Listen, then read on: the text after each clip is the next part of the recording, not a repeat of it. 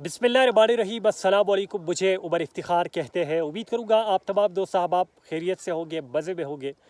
पिछले एक हफ़्ते से पाकिस्तान में क्या हुआ, शहर इक़्तिदार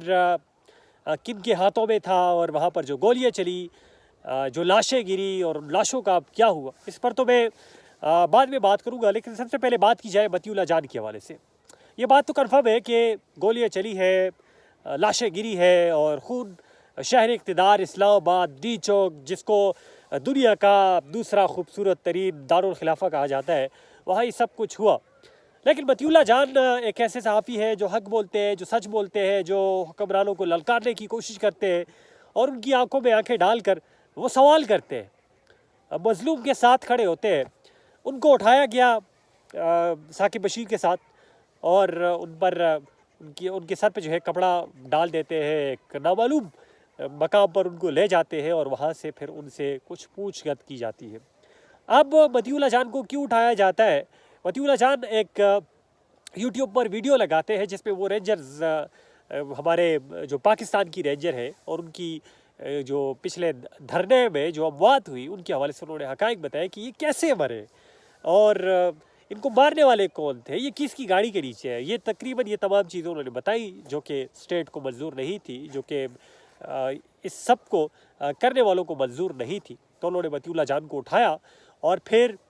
जो मुकदमा दर्ज हुआ तो उसमें ये कहा गया कि ये नशा करते हैं और साथ ये नशा बेचते हैं, इनके पास दीगर जो है वो चीज़ें थी और ख़ासकर पुलिस के साथ जो है वो भी ये लड़े हैं और उन पर पिस्तौल जो है वो भी तारी है। तो मेरे ख्याल से ये FIR जो काटी गई है, हुकूमती दीगर वज़रा ने भी इसको मनगढ़ंत कहा और ये IG से अपील की कि ऐसी FIR जो है वो न कटवाया करें और मेरिट पे काम किया करें और जिन लोगों ने ये FIR कटवाई उनको सज़ा दें। बहरहाल पाकिस्तान है, पाकिस्तान में ऐसे लोगों को सपोर्ट किया जाता है और ऐसे लोगों को सज़ा जो है वो नहीं दी जाती। मर्ज जो हमारा मतीउल्लाह जान साहब है, हमारे भाई है और हमारे बहुत ही अच्छे सीनियर रिपोर्टर हैं, हक़ाइक़ को मंज़र आम पर लेकर आने की कोशिश करते हैं। उनकी रिहाई जो है वो होनी चाहिए। लेकिन जो जज थे उन्होंने 2 रोज़ा रिमांड पर भी, जिस्मानी रिमांड पर भी पुलिस को दे दिया। अब पता नहीं है मतीउल्लाह जान से ये क्या बरामद जो है वो करेंगे। इसके साथ साथ बताऊँ, ये सिचुएशन, ये चीज़ें ये तो होती रहती है, पाकिस्तान है और पाकिस्तानियों का काम है, इसके बग़ैर पाकिस्तान ये चल नहीं सकता। लेकिन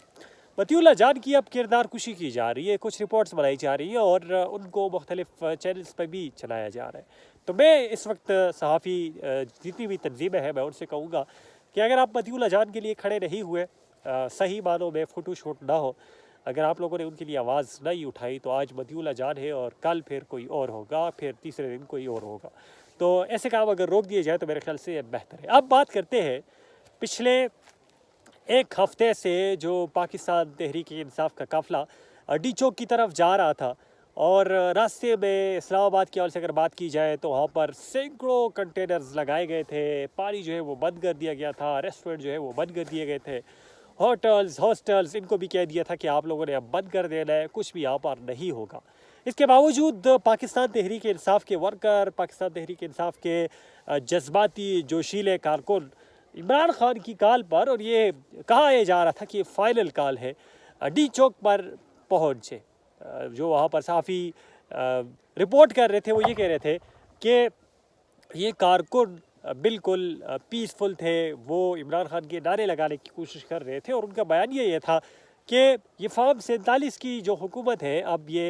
ख़त्म होनी चाहिए और अवाम ने जिसको वोट दिया है मैंडेट उनको मिलना चाहिए। लेकिन फिर यूँ हुआ कि डी चौक पर जब पाकिस्तान तहरीक-ए-इंसाफ़ के लोग गए, अब लीडरशिप के हवाले से अगर बात की जाए तो लीडरशिप में एक अली अमीन गंडापुर और दूसरे बुशरा बीबी जो है वो डी चौक तक तो नहीं पहुंचे थे, लेकिन डी चौक से वो पीछे थे और बहुत ही ज़्यादा पीछे थे। उनका कंटेनर जो है वहाँ पर वो मौजूद था और कंटेनर से वो लोगों को डिक्टेट भी कर रहे थे। लेकिन जब डी चौक कारकुन गए, कंटेनर्स पे चढ़े, पाक फ़ौज के लोगों ने वहाँ पर उनको गले लगाया और उनको वेलकम किया और उनको थप्पियाँ दी। लेकिन जैसे ही शाम हुई, पाकिस्तान तहरीक-ए-इंसाफ़ के कारकुनों पर लाइटें बंद कर दी गई, जियो न्यूज़ के दफ्तर और साथ साथ जो दीगर जितने वहाँ पे दफातर थे उनको भी अहकामात जारी कर दिए थे कि आप लोग अब लाइटें वगैरह बंद कर दें और इस जगह को खाली कर दें। तो ऐसा लग रहा था कि جس طرح کچھ بڑا ہونے والا ہے، جس طرح کچھ جیسا کہ حامد میر نے کہا کہ میں نے ایسی فائرنگ، ایسا آرزو گیس شیلنگ جو ہے وہ لبنان میں نہیں دیکھی، اور ہو سکتا ہے کہ اس طرح کے فلسطین میں بھی نہ ہو جس طرح کہ وہاں پر ڈی چوک میں ہو رہا تھا۔ تو پھر وہاں پر یہ ہوا کہ گولیاں چلی ہے، وہ آرزو گیس شیلنگ کے حوالے سے اگر بات کی جائے تو تقریباً آج ARY پر رپورٹ چل رہی تھی کہ 35,000 آرزو گیس شیل جو ہے وہ اس دھرنے کے خلاف استعمال ہوئے ہیں۔ اس کے ساتھ ساتھ گولیاں جو ہے وہ بھی چلی ہے، اور کافی لوگ جو ہے وہ زخمی ہوئے ہیں۔ جب لوگ زخمی ہوئے، گولیاں چلی، لائٹیں بند کر دی گئی، تو اس میں علی امین گڈابور صاحب اور بشرا بی بی جو ہے انہوں نے خیبر پختونخوا کی طرف اپنی گاڑیاں جو ہے وہ نکالی، وہ یہاں سے رفو چکر ہوئے، اور جو کارکن تھے وہ وہاں پر ذلیل و خوار ہوئے۔ ان کو پتہ ہی نہیں تھا کہ ہمارے ساتھ کیا ہو رہا ہے۔ علی امین گڈابور صاحب کے کنٹینر کی لائٹیں جو ہے وہ بھی بند کر دی گئی تھی، اور اس کے ساتھ ساتھ پھر اس کنٹینر کو آگ بھی لگا دی گئی تھی۔ اب آگ کس نے لگائی ہے اس کا فی الحال پتہ نہیں چل سکا، لیکن کچھ لوگ کہہ رہے کہ کارکن غصہ تھے اور اس وجہ سے علی امین گڈابور صاحب کے اس کا کنٹینر کو آگ لگا لی گئی تھی، جبکہ دوسری طرف یہ کہا جاتا ہے کہ بشرا بی بی اور علی امین گڈابور صاحب کو فرار ہونے کے لیے کچھ تو جواز بلانا تھا، کچھ تو بات رکھ رہی تھی، اس وجہ سے لوگوں نے اپنا کنٹینر جلایا اور یہ بات کی کہ اب ہماری اس جان کو خطرہ ہے، وہ یہاں سے رفو چکر ہوئے۔ بات کی جائے لاشوں کے حوالے سے تو اب پاکستان تحریک انصاف کا ہر لیڈر اپنی اپنی فگر بتا رہے، کوئی 400 بتا رہے، کوئی 200 بتا رہے، کوئی 100 بتا رہے، لیکن جو ان کے پاس ایگزیکٹ لسٹ ہے وہ نہیں ہے۔ صحافیوں نے جو رپورٹ کیا وہ تقریباً 8-10 تھے، اور اس کے ساتھ ساتھ جو زخمی تھے وہ تقریباً 40-45 تھے، اور میں خود جب ایبٹ آباد گیا تو وہاں پر مجھے بتایا گیا کہ 3-4 لوگ یہاں پر زخمی ہیں، اور اس کے ساتھ ساتھ دیگر اسپتالوں میں بھی گئے، لیکن انٹرنیشنل میڈیا پر یہ چیزیں جو ہے وہ اب مینشن ہو گئی ہے کہ زخمی ہے، لوگ زخمی ہے، لوگوں نے گولیاں جو ہے وہ کھائی ہے، لوگ جو ہے وہ مرے ہیں۔ اور اس میں اگر بات کی جائے شاہد حقان عباسی کے حوالے سے تو شاہد حقان عباسی صاحب نے جو ہے اس نے بھی یہ کہا ہے کہ میرے حلقے کی 3 لوگ مرے ہیں، ان کے جنازے جو ہے وہ بھی ہوئے ہیں، اور میں ان کی گواہی دیتا ہوں۔ جبکہ اگر بات کی جائے محسن نقوی صاحب کی، عطا تعالیٰ صاحب کی، تو وہ اب یہ کہہ رہے ہیں کہ کوئی بھی نہیں مرا، ان کے پاس لسٹ نہیں ہے، ان کے پاس شہداء کے نام نہیں ہے، اور یہ لوگ جو ہے وہ لسٹ لے کر آئے، شہداء کو لے کر لائے، اب یہ لاشوں پر سیاست کریں گے۔ میں صرف اتنا کہنا چاہتا ہوں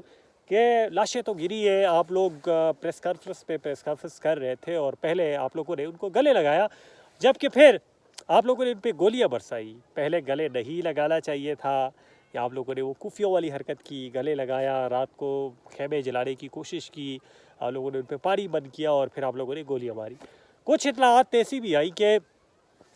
جو اسپتال کی انتظامیہ ہے ان کو بھی کہا کہ آپ لوگوں نے پوسٹ مارٹم وغیرہ جو ہے وہ نہیں کرنی، اور اس کے ساتھ ساتھ جو زخمی ہے ان کے نام جو ہے وہ بھی آپ لوگوں نے رجسٹر میں درج نہیں کرنے۔ لیکن میں آپ لوگوں سے یہ کہوں گا کہ اسٹیبلشمنٹ بھی اس چیز کو سمجھے کہ ملک میں پہلے سے انتشار پھیل چکا ہے، افراتفری پھیل چکی ہے، اور فرقہ واریت جو ہے وہ عروج پر ہے۔ اب کوئی پاکستان کے جھنڈے میں دفن نہیں ہوتا، اگر کوئی دفن ہوتا ہے تو وہ کوئی پی ٹی آئی کے جھنڈے میں دفن ہوتا ہے، کوئی افغانستان کے جھنڈے میں دفن ہوتا ہے، کوئی پی ٹی ایم کے جھنڈے میں دفن ہوتا ہے، اور کوئی پاکستان تحریک انصاف کے جھنڈے میں دفن ہوتا ہے۔ تو یہ میرے خیال سے ملک کی مستقبل کے لیے بہت ہی مشکل ہو جائے گا۔ آپ لوگ ایسے بیج بو رہے ہیں جو کہ کل آپ مستقبل میں اس کو کاٹ نہیں سکیں گے۔ تو خدا را جن کا حق بنتا تھا، جن کو عوام نے ووٹ دیا ہے، جن کا مینڈیٹ ہے، ان کو اگر آپ لوگ یہ جگہ دے دیتے تو پاکستان کہیں پر چلا جاتا۔ اور جہاں پر شہباز شریف کی حکومت کی بات ہے تو شہباز شریف نے بھی مطیع اللہ جان جب گرفتار ہوئے تھے عمران خان کے دور میں تو ان لوگوں نے بڑی پریس کانفرنس وغیرہ کی تھی، بڑے ٹویٹس کیے تھے، ان کے گھر گئے تھے، لیکن آج شہباز شریف کو یہ اعزاز حاصل ہے کہ ایک تو مطیع اللہ جان کو ان لوگوں نے گرفتار بھی کیا، اغوا کیا پہلے، پھر گرفتار ہوا۔ اس کے ساتھ ساتھ جو شاکر روان صاحب ہے، ہم نیوز کے وہ جرنلسٹ ہے، رپورٹر ہے، وہ بھی اغوا ہے، ان کا بھی پتہ نہیں ہے، ان کی بوڑھی ماں جو ہے وہ عدالتوں کی چکر کاٹ رہی ہے۔ تو یہ ظلم نہ کریں، یہ جبر نہ کریں، آپ صحافیوں کو ڈرا نہیں سکتے، اور کب تک ڈرانے کی کوشش کریں گے؟ یہ ظلم، یہ جبر پاکستان میں بند کیا جائے، اور اگر دنیا میں آپ لوگوں کو کوئی سزا نہیں دے سکتا تو یاد رکھیں، روز محشر ہے، قیامت ہے، اس دن آپ کہاں بھاگ سکیں گے؟ تو یہ آج کی اپڈیٹس تھی جس کا میں نے آپ لوگوں کو بتایا. انشاءاللہ امید کریں گے مزید جو بھی اس طرح کی لیٹسٹ اپڈیٹ ہوگی, جو حقائق ہوگے, جو سچ ہوگے, وہ آپ لوگوں کو بتاتے رہے گا. Thank you. السلام.